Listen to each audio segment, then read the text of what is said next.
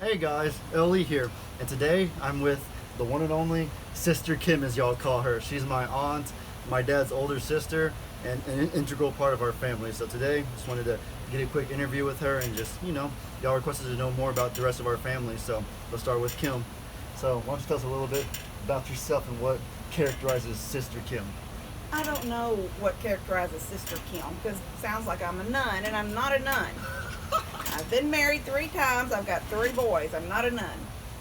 But I am Lester's older sister, and I live just across the field from him. And Mom and Dad are back behind us, and we're all just right here. And I have the home place. And I have lots of stories. I don't know what kind of stories you might want to hear, like where your dad's house is now. Yeah. That's where the original Morrow home place was, and a flood came. Did you already know the story? Yeah, I and did. she come down.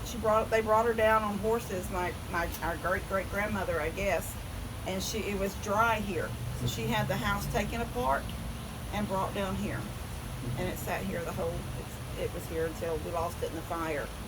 In 2012. Just for clarity, in case I'm not mistaken, I know that the terrain isn't exactly even, and my dad's house is on the highest point in this area. On all of our land, my dad is on the hill, essentially. Yeah. Yeah. Yeah, I don't know for sure if your dad and Mom and Dad's is about the same on that plain. But yeah, no water had, not like Harvey, had ever come across that hill. Not in my time, but evidently it come across it in the 1940s. Because the original house was built in 1860.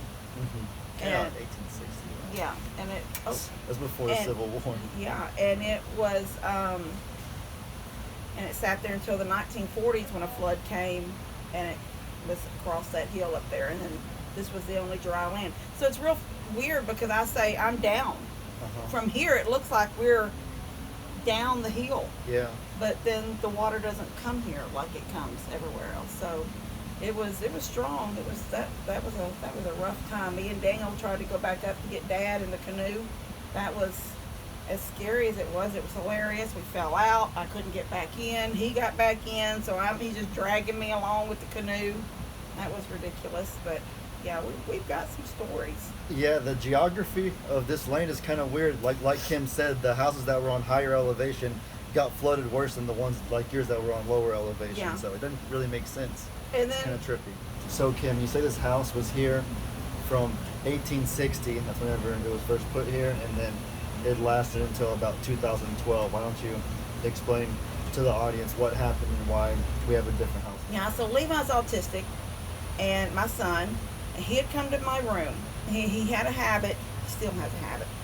He comes to my room, and then he wanted to sleep with Mom, and so that night, earlier that evening in the afternoon, the neighbors next door had been like raking and burning leaves. Is that like your dad burns the hay up there? Yeah. They had been burning, so there was a whiff of smoke just in the air that evening, and I had a window unit in the bedroom, and I slept through the smoky smell, even though the house had that smoky smell in it, just coming from the neighbors. You're desensitized to smoke because I think so. Yeah, I think guess so. And at some point early in the morning hours, Levi come to my room, and it woke me up. And when it woke me up, him getting in my bed, I was like, are they still burning over there? That's crazy, they're still burning.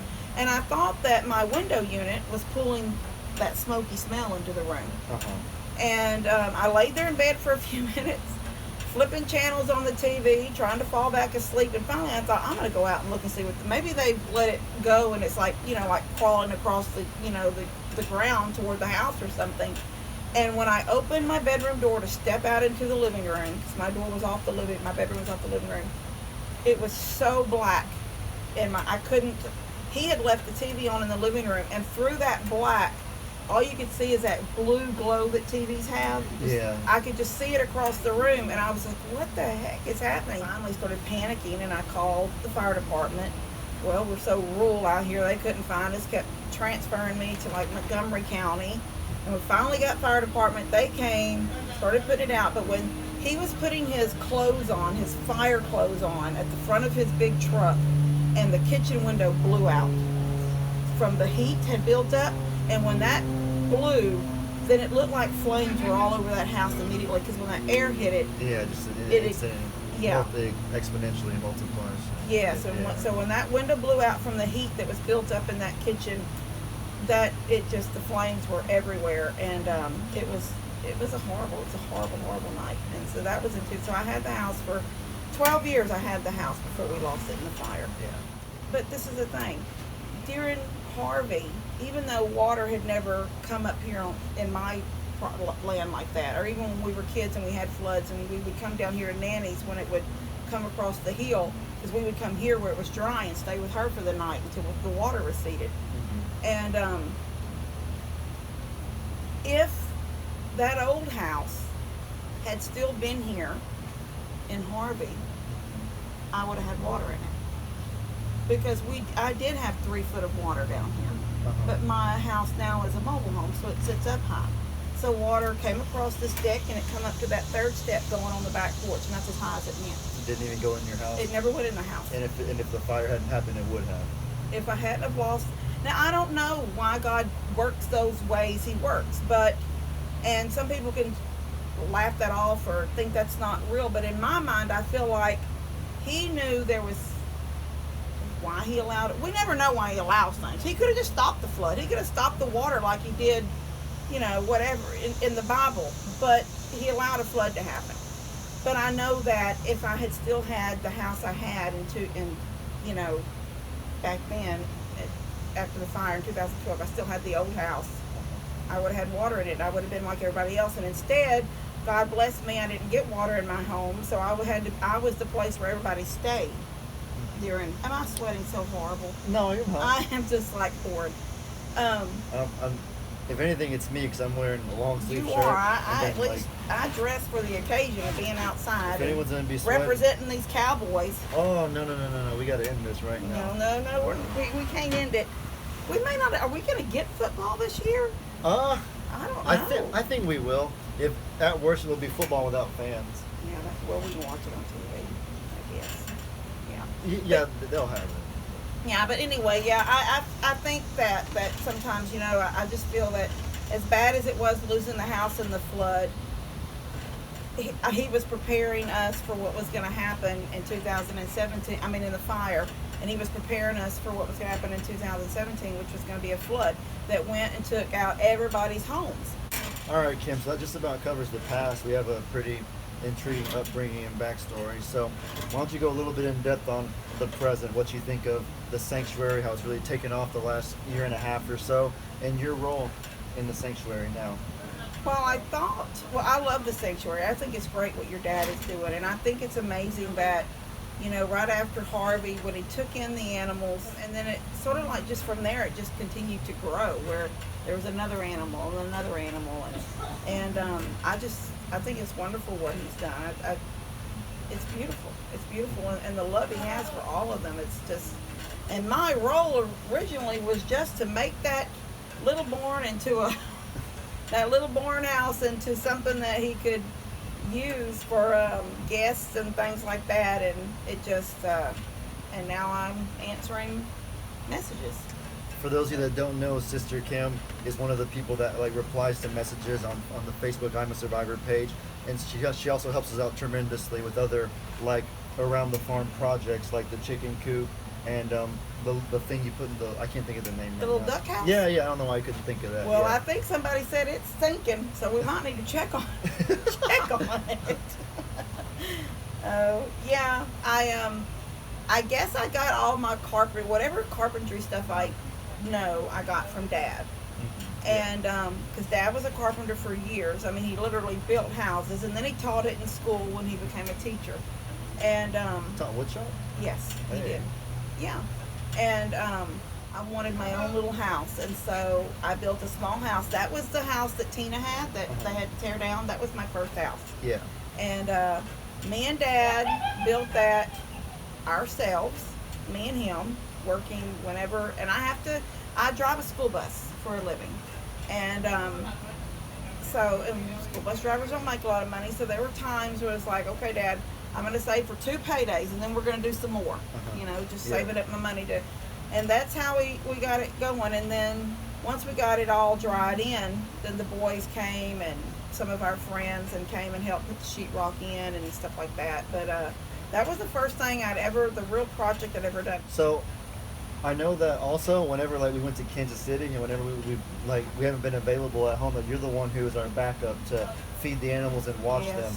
So why don't you Yes. talk about the difficulties of that and which animals are your favorite and which ones give you the most trouble? Okay, well, everybody talks about Ringo. Ringo was wonderful. Ringo did not bother me hardly at all. But that Moo, no.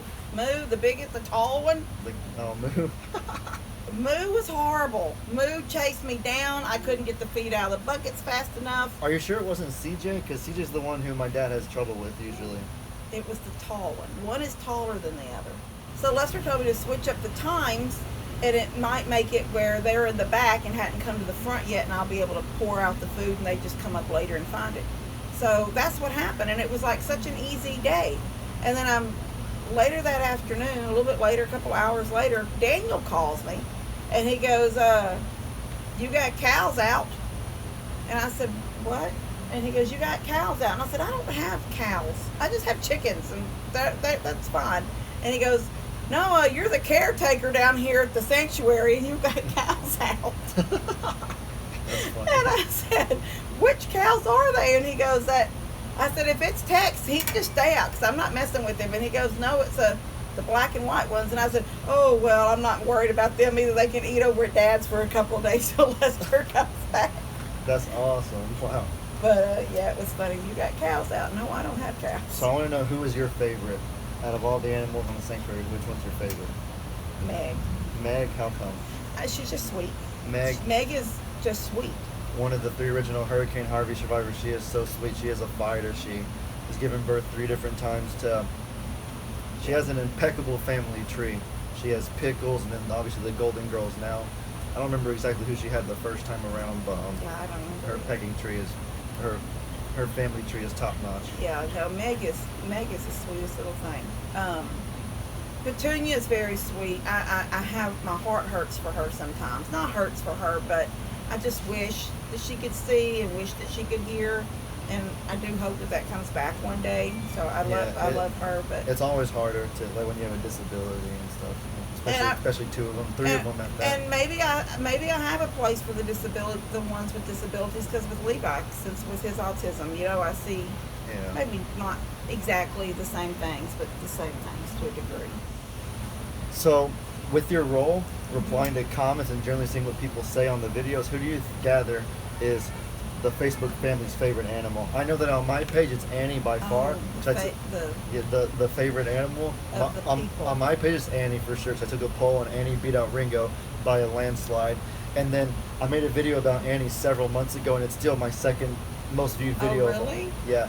Even as my subscribers grew to, I think, 22K right now, that video is still the second most viewed video that I have on my page, and that was from a long, long time ago. Okay, well, I will tell you that I think, from reading the comments and answering the messages, that they want to, like the little ones, like the ones that her mama say my kids love, it's Tex and Ringo. Tex and Ringo. And then there was a gentleman that wanted a couple of pictures. He's a vet, but he's a disabled vet. Yeah. And he wanted a couple of pictures for his wall. And the pictures he wanted were of Tex and Ringo. So I feel like it's Tex and Ringo that are the ones that they like. But That's you'd be fair. surprised at how many get upset when your dad doesn't highlight the cats. Yeah, there's a lot of people that want to know more about the barn kitties and Yeah, stuff. I'm just like, okay, well, they're just cats. Okay. All right, so I know that people are going to love to hear any stories that you might have about my dad whenever y'all were kids and stuff. I know that G had a few stories about him that were really funny, so I'm curious if you could elaborate on that and provide any more good stories. Yeah, I have stories. I have some stuff your dad did and then wouldn't own up to it. Oh. And got everybody in trouble. Like what? Okay, so one time he the worst thing ever, and it involved us kids. The other thing I'll tell you about, but it didn't involve us kids, but we used to have this. We used to make slushies, or Yeah. we would take our Kool-Aid, put it in a boy from cup, Ellie.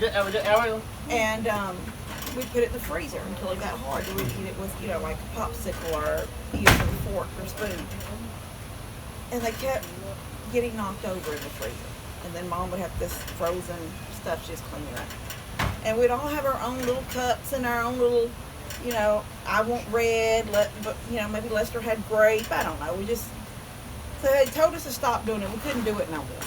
And then all of a sudden, there was this slushy in the freezer, all spilt. And Mom's like, did you? No, ma'am, I didn't do it. You told us not to do it. Tina, no, ma'am, I didn't do it. Daniel, no, I didn't do it. Lester, no, I didn't do it. So she goes, all right, when your daddy gets home, we're going to talk to dad, tell your dad. So here goes, I'm like, you start telling me, if you did it, you better tell. If you did it, you better not get me in trouble. And we went around and around about this like for the day. Then Dad comes in and he lines us up. Did you do it? No, sir. Did you do it? No, sir. Did you do it? Everybody say no, no, no, no. And he spanked us. No, Daddy wasn't a whipper. He didn't whip us, but he, belt pop. Yeah. And that one belt pop should make the truth come out of you, because he's not a soft man either. Yeah. But he popped me. No, I didn't do it. Pop Tina, pop Daniel, pop Lester. Nobody's owning up to this popsicle thing in the freezer spilled. I get my second pop. Tina gets her second pop. Daniel gets his second pop. Then Lester goes, it was mine. Right. And he didn't get a pop. Right before his second. And he should have got a second, maybe a third or fourth, but he didn't get a second pop. It was so unfair. So unfair. And that was... That doesn't contradict what G said about my dad being a snitch either. G, whenever I interviewed her, said that Tina, he would basically gossip to G and Pop to the parents about who Tina was dating and whatever. Yeah, as he got older, he was, your dad was very dramatic.